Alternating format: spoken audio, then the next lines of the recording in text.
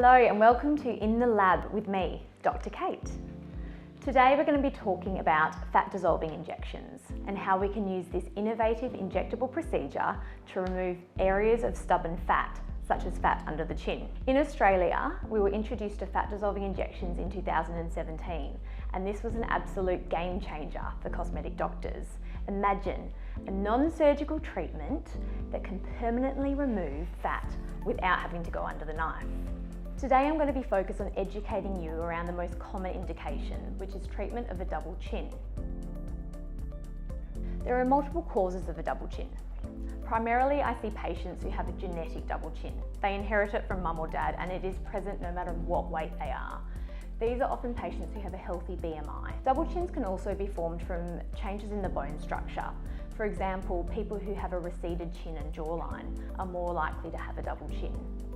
Also, as we age, the skin and fat changes in quality, so you get more laxity of the skin and there's less support for the fat in the area, so therefore the chin can look a lot fuller. So today, what I really want to focus on is showing you how I select a patient for treatment, who might be the right candidate for treatment, how the procedure is actually performed, and what sort of results you can expect.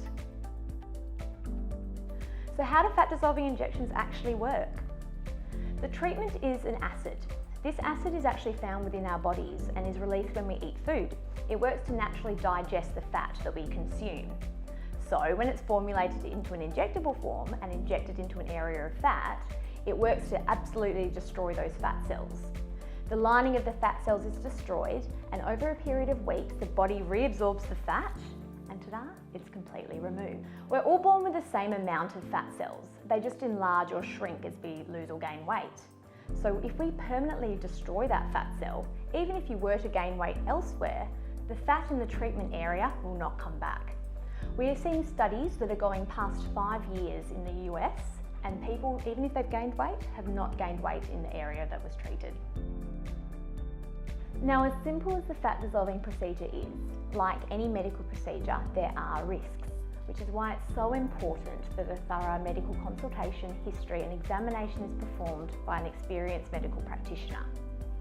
The main risk we worry about with this procedure, like I mentioned during the treatment, is injury to the marginal mandibular nerve, which is a branch of the facial nerve. If this nerve is injured during the procedure, it can become temporarily paralysed, which can lead to an asymmetrical smile and some difficulty swallowing. In the studies into the product, this is temporary and generally lasts about 6 weeks or so, although it could be longer. Other rare side effects of the treatment include things like small persisting lumps called nodules, ulceration and sores to the treatment area, loss of hair, which is important in men, and skin necrosis. Now that I've also discussed the risks with the procedure, there are some expected side effects, like with any injectable procedure. The most common one with fat dissolving injections is swelling. I also tell my patients to expect a level of redness, discomfort, and also the possibility of bruising from the needle. Swelling is usually worse in the first 24 to 48 hours and subsides after that, but there can be a small degree of swelling for a couple of weeks, even up to 4 weeks post-treatment. This is a vial of fat dissolving agent. On average, we use 2 vials of these per treatment. Most of my patients require 2 treatment sessions spaced 6 weeks apart, although some patients do require more. That's usually those who have more fat to treat in a more stubborn area.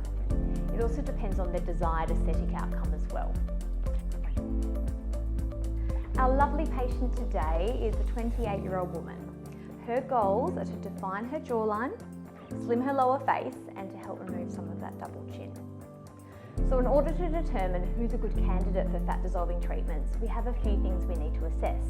Number 1, we pinch and palpate. So I feel the fat under the chin between 2 fingers to make sure there's enough to hold on to. In doing so, I'm also excluding other causes that may contribute to a full neck, such as swollen lymph nodes and an enlarged thyroid. As you can see, she's a good candidate for treatment. I then ask the patient to grimace. Go like this for me. That's to ensure that when she's tensing the muscles of her neck, I can still hold the fat between my fingers.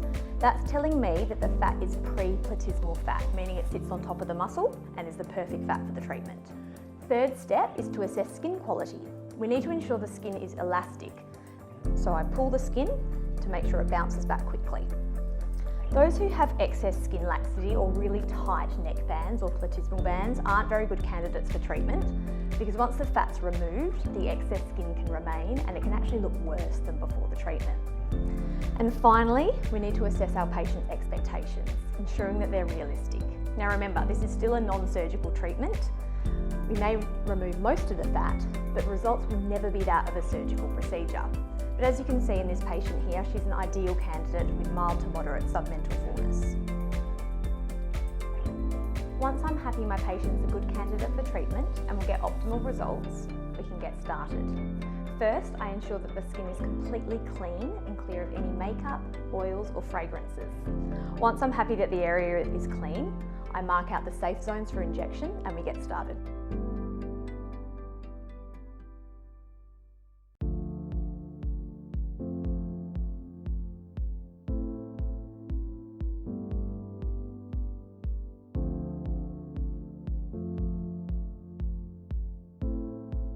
I then count the dots to determine how much product we require.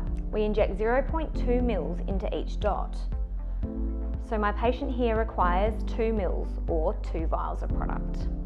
That's why it's so important for an individual assessment, as everyone may require different amounts of product. Once I'm happy the area has been marked up properly and we have the right amount of product ready to go, we can start injecting.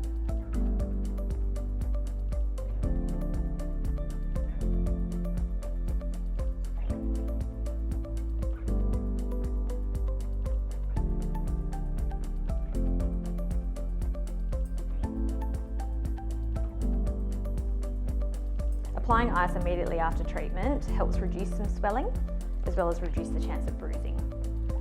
I always tell my patient to ice, ice, ice when they get home, whether that be with a cool compress or a packet of peas, whatever they have on hand. After the procedure, I ask my patients to look at their reflection in the mirror so they can see the initial swelling. I then ask them to smile to ensure there's been no complications. In terms of aftercare, I just advise them to avoid too much heat, such as hot showers, spas, saunas, or really heavy exercise for the next 12 to 24 hours, as well as avoiding any blood thinning medications such as ibuprofen or aspirin, as this can cause some bruising. When they get home, they need to ice their chin or the area that we've treated with lots of cool compress for the remainder of the day. By the following day, they're fine to go about their normal activities and go to work.